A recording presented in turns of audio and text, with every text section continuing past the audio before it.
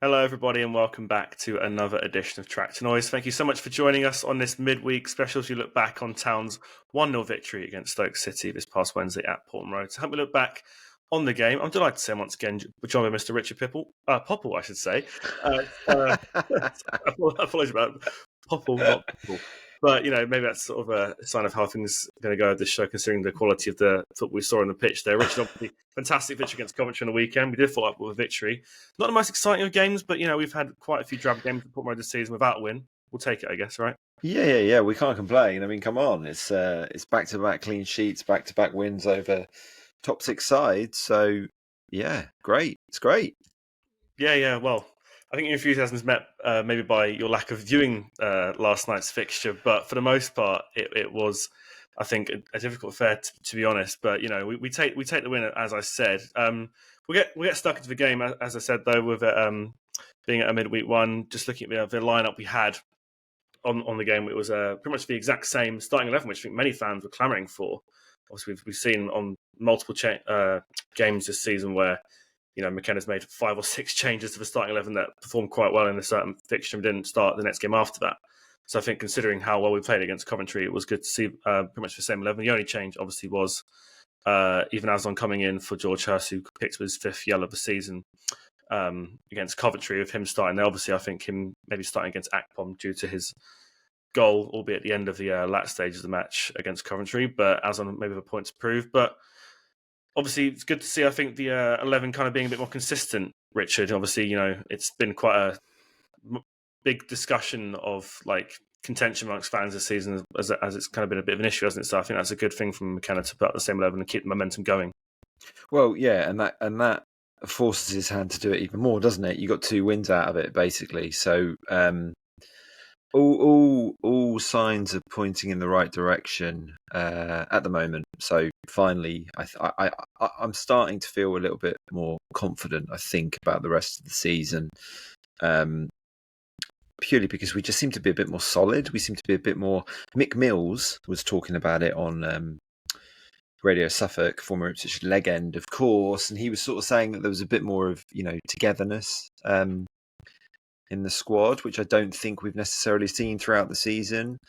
And I think obviously that was the key to our success in previous recent seasons, was that sort of sense of togetherness and stuff. So if that is kind of a bit more visible on the pitch, then that can only stand us in good stead. Because as you say, not a classic performance necessarily, not a great game, but we weren't winning those games earlier in the year, and it's nice to just nick one and keep another clean sheet. We now have remarkably the best defence in the Championship.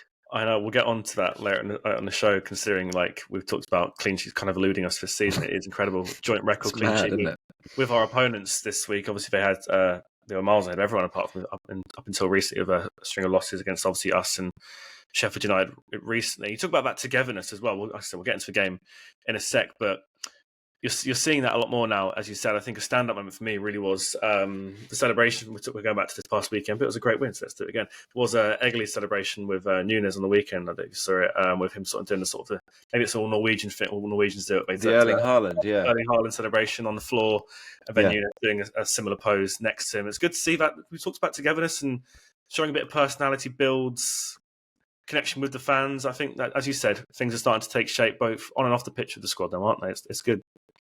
Yeah, it seems that way, doesn't it? I mean, maybe there was a bit of a rollicking after the Blackburn game. Maybe some of the players sort of had enough. The performance just wasn't very good at all. They got very, very lucky in that game. And obviously the previous one at Oxford and all that kind of thing as well. You had the Jaden Philogene sort of incident not that long ago. So maybe the squad has kind of pulled together somehow. Perhaps the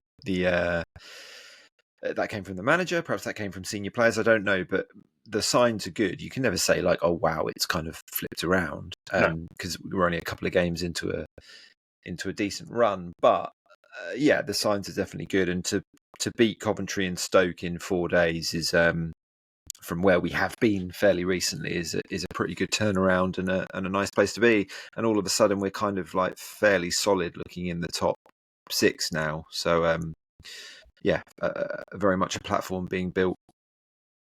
Absolutely, yeah. That gap's starting to form, isn't it? Obviously, it's only 3 points ahead of the ahead of seventh. But I feel like with the amount of games that are becoming over the next few weeks, hopefully that gap only gets greater, considering the team that's in seventh is the team we beat 4-1 from off QPR. But getting into the game, as I said, Aslan was the only change in the side. A few things to mention before kick-off. We did have, obviously, we recently had a return of some town legends at Portman Road. Obviously, Luke Wolfenden with commentary on the weekend. He didn't come on the pitch, but that was to name one there. And another one from an era, obviously maybe not as successful, but definitely not as successful as when Wolfenden was at the club. But Aaron Cresswell made his start for Stoke. Obviously, didn't play. I don't think we was on the bench for West Ham. We played in our final game last season in the Premier League, but obviously did return to Portman Road quite recently this year.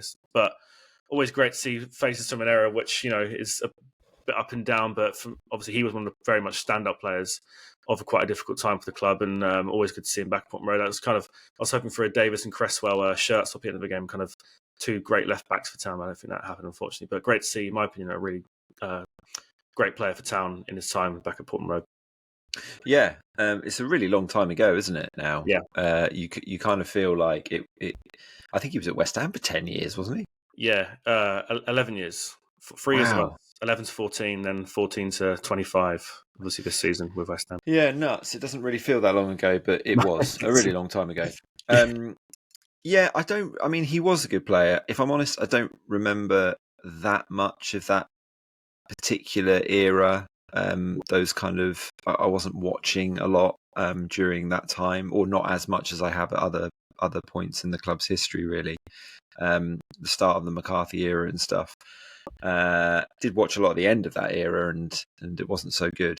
Anyway, we can't go back to that sort of stuff. But yeah, he was a good player. You're right, and we kind of had a bit of a run of left backs, and Leif Davis is, Jonas Knudsen was pretty strong as well. Tyrone Mings, Leif Davis, yeah. So we've done all right in that position. It's on the other side of the defence. The right back area has not been quite as consistent over the last few years, I would say. No, absolutely not. And obviously, unfortunately, sad news to start the week with passing of David Best, former Town goalkeeper at the age of 82. Played in the 70s, was part of the team that beat Real Madrid back in the day. Got a minute's applause.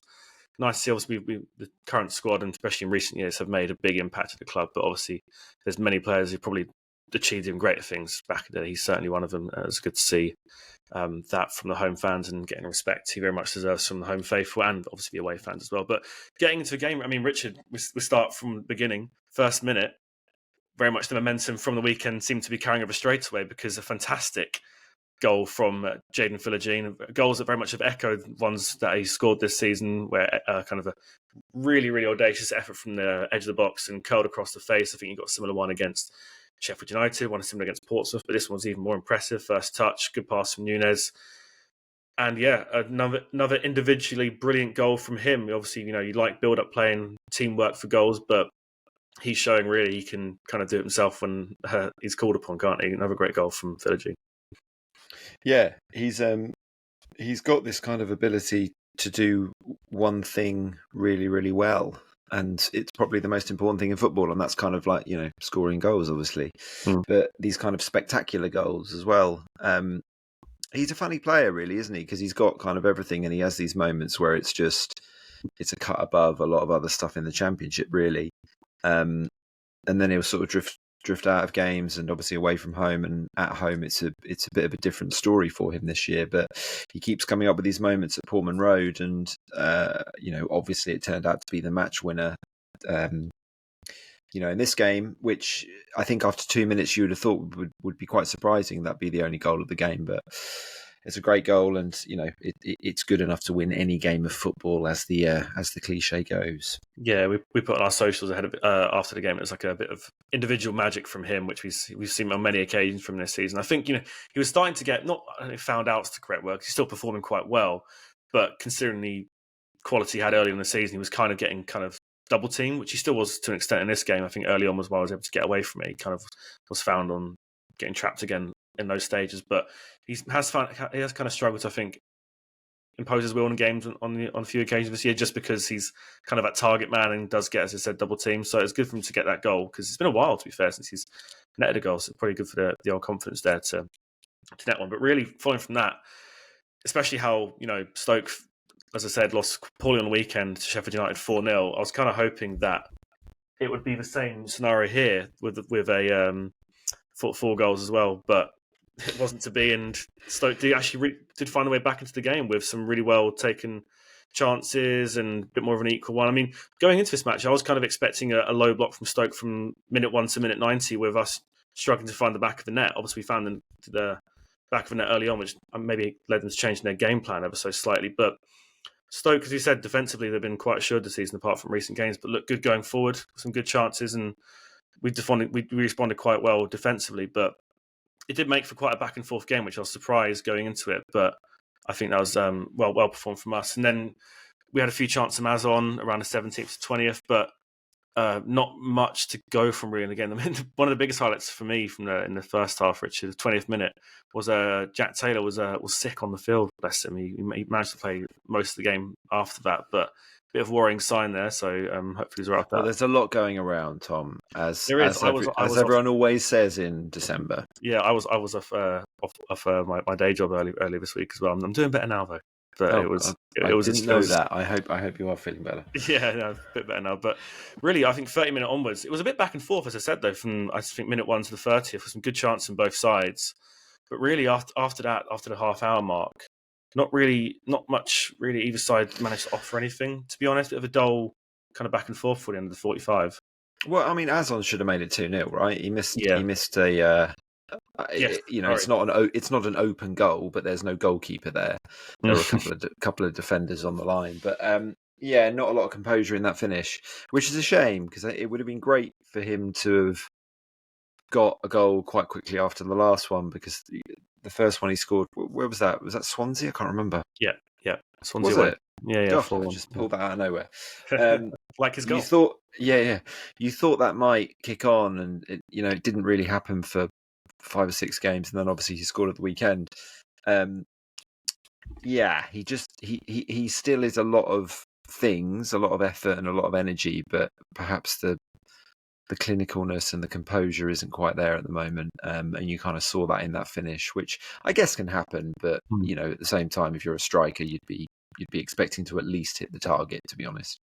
Yeah, and also as as I said at the top of the show, he was the only change from the weekend, obviously due to a yellow card why he came into the side. You think that kind of would have not he had a bad performance. I think he got in some good positions, tried to put some good balls in there in the second half as well, which Stoke kind of swept up before we were able to get on the end of it. But I think, and especially after scoring on the weekend, would have maybe liked to have been a bit more of a threat and be a bit more clinical in front of goal, which he wasn't really.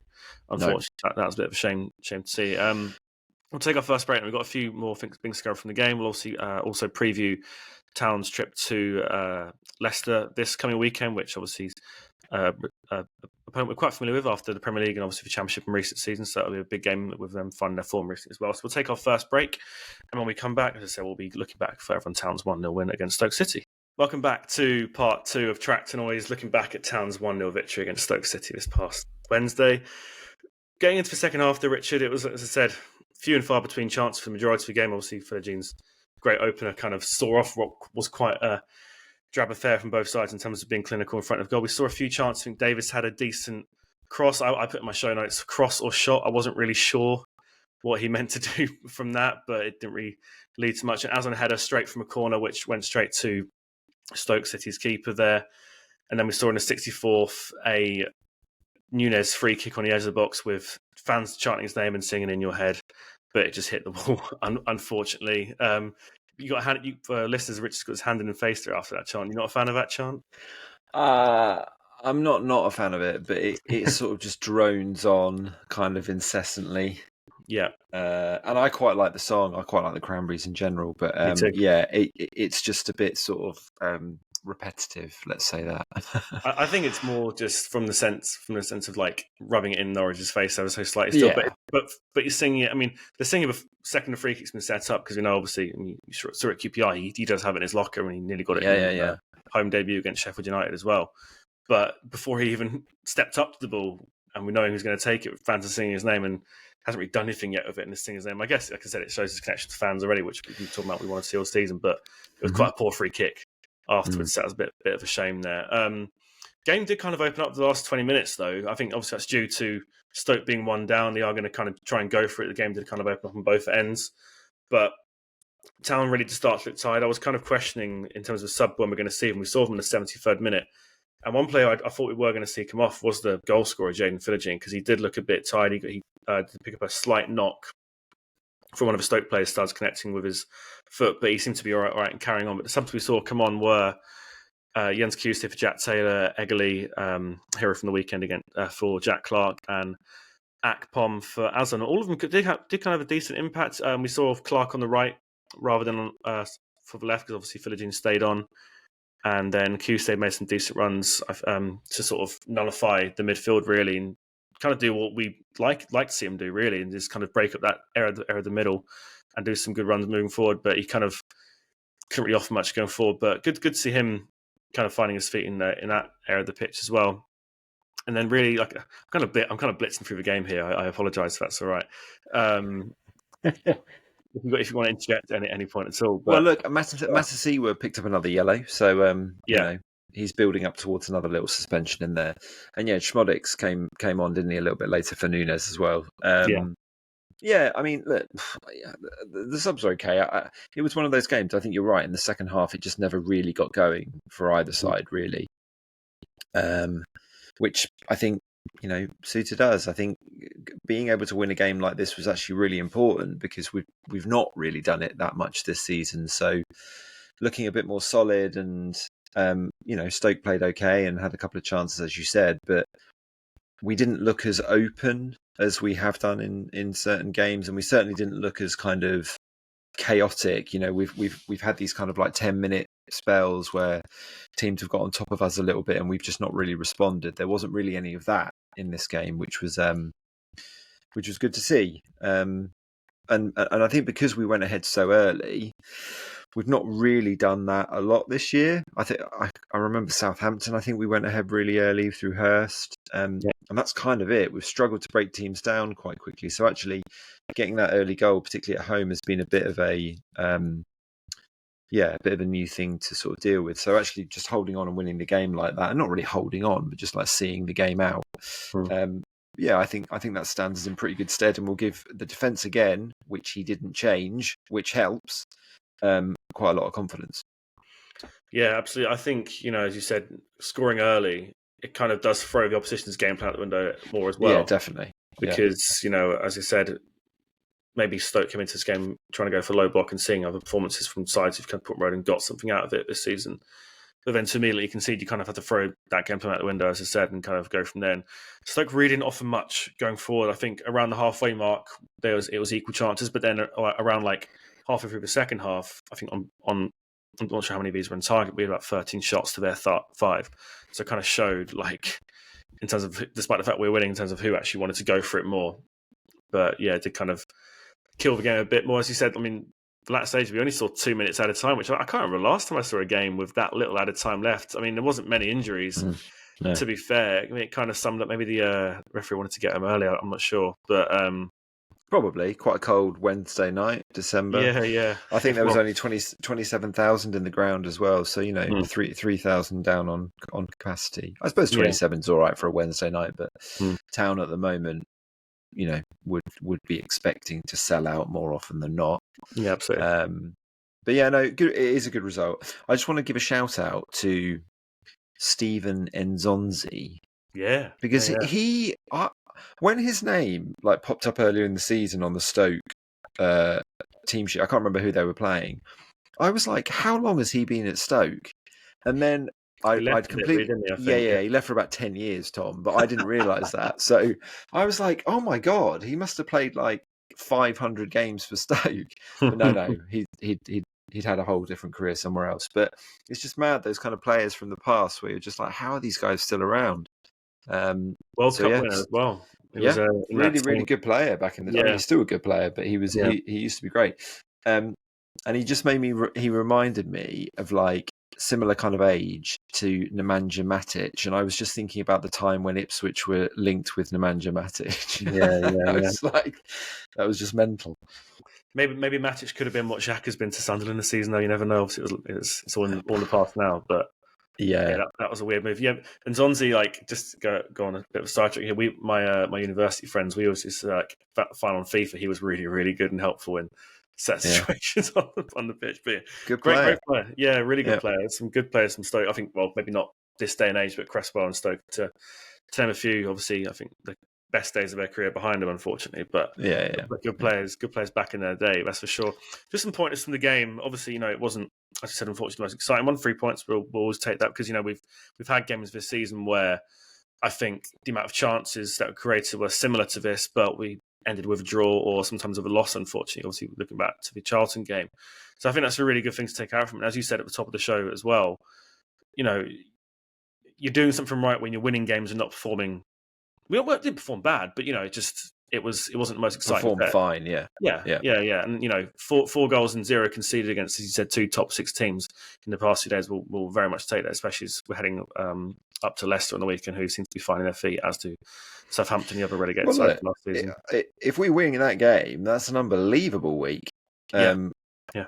You're not going to get any better weeks than that across the whole season. So, yeah, it's an incredible opportunity to really sort of press home the momentum and stuff. And yeah, it'll be, going on the road obviously has been a bit more difficult for us in general. The last couple of results not been good away. So yeah, it'll be interesting to see what he does about that's the question for us every time, isn't it? It's like, what's he going to do with the team? But I think as long as he does keep the back four, and the two midfielders the same, and he probably will, then that probably gives us a good chance. But I just think you've got a bit of momentum now. You've got players kind of like scoring a couple. Philogene scored, Egley scored a couple of games ago, as on Hurst.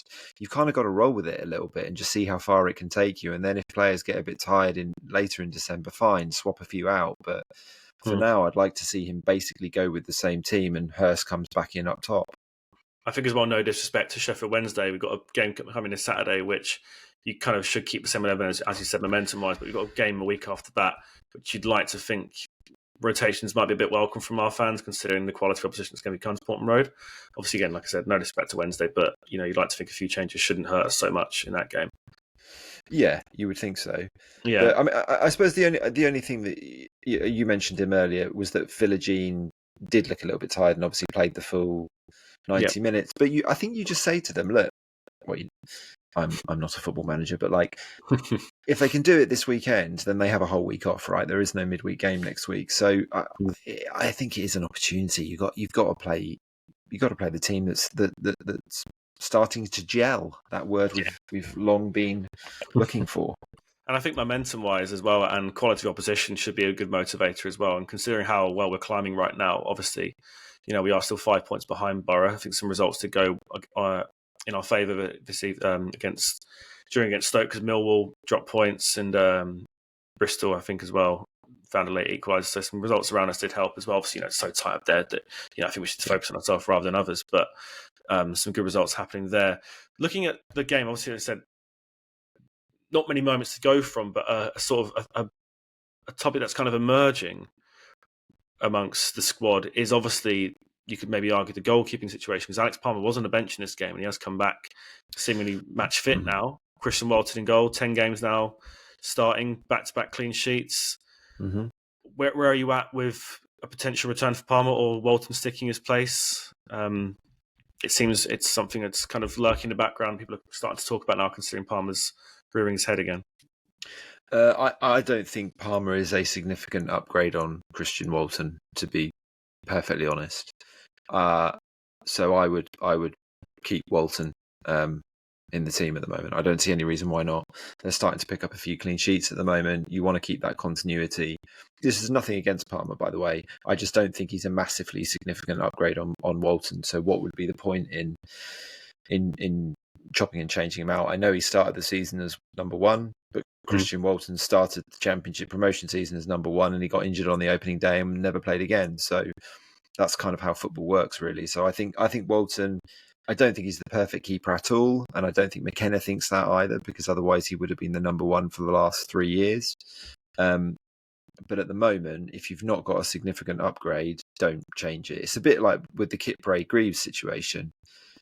neither one of them is massively better than the other. So if Kipre and O'Shea are playing decently and keeping clean sheets, don't change it. And we've got back-to-back clean sheets by not changing it. So yeah, that's my opinion. What about yours? No, I think I share the same as well. It's momentum is starting to build now amongst the defence, and obviously a good fact behind that is the relationship you have the goalkeeper and playing out from the back and stuff. And there are obviously some hairy moments, but for the most part, it's getting a bit better. And I don't think from a manager's perspective, I don't think McKenna will hold sort of favour to a price tag or a number one on the back of his shirt or anything like that, because as you said, Walton went down start of the championship, and Clacky came in and saw us home, didn't he? And then he didn't even get the spot when we went up last season as well. So I don't think McKenna's really. I don't think he's ever really looked at that position as like that's someone's to lose. It's like whoever wants it, so to speak, and whoever's playing in that position right now is the one to keep. Because really, like it's the only position really that he's been there. I don't think we've ever had really a clear number one. Clear number one. It's always been I up agree. in the air. Yeah. It's weird, isn't it? Because successful teams kind of you have that consistency, and we haven't, but man, it's still been so great. But I think that's because we've been really good going forward, and I've just seen in recent games the back line started to take shape as well.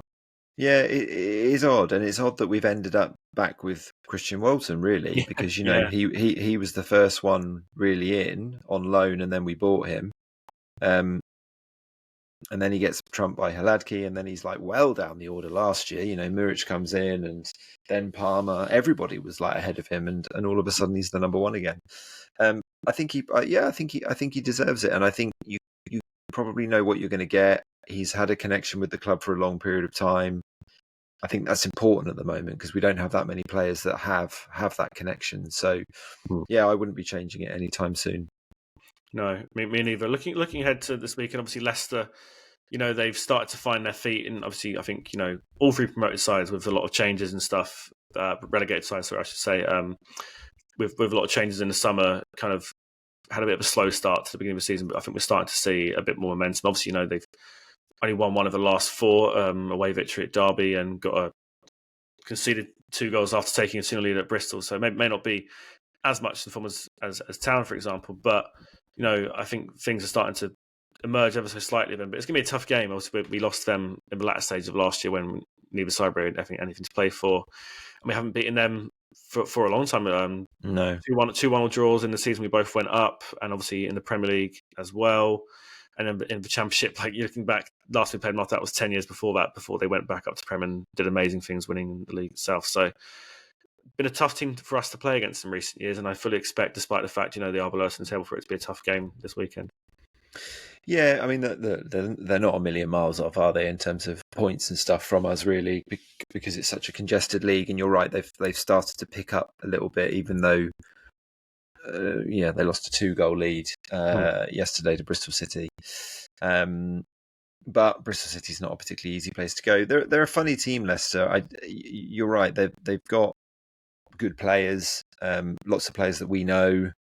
Lots of players that have been there for a little while now, really, and some class with the likes of Mabadidi and Jordan Ayew's, a dangerous player and that kind of stuff. So it's going to be a difficult game, I think. But like I said earlier, if you win that, like that is a hell of a hat trick of wins if you can pull that off, and it would really, really send a statement through the league, I think, and give the team a huge amount of confidence, because I think obviously the home wins will really, really help, but winning a big game on the road, I think they're the results that really catapult teams to great stuff, because on your day anyone can kind of win a home game and pick teams off, really.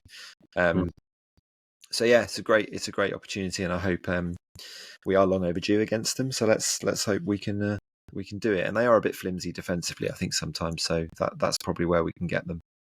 Yeah, looking at some of the players on the books there, you've got like 33-year-old Vestergaard and people like that. So it's quite an aged squad in comparison to ours as well. It really will be a key game, despite the fact they're not high up in the table like we are.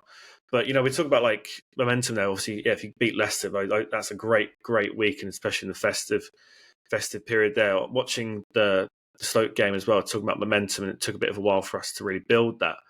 But I think we're starting to see that now, aren't we? With like, the recent victories, and we're saying this, a lot could change. This time last week, you and Rob were sort of writing Town's obituary after what was quite a poor game, but it really can change in a week, can't it? When a few good results happen like this.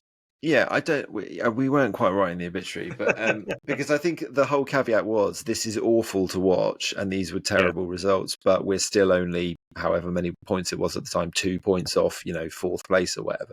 Yeah. So it wasn't going mad, but it was frustrating. It has been a frustrating season, but yeah, or a stop-starty kind of season. But it feels like we're in a good moment where you're not playing a brilliant performance. Against Stoke, but you're still picking up a really important 3 points, and that's kind of what it's all about, particularly at this stage of the season where the games are coming every 3 or 4 days.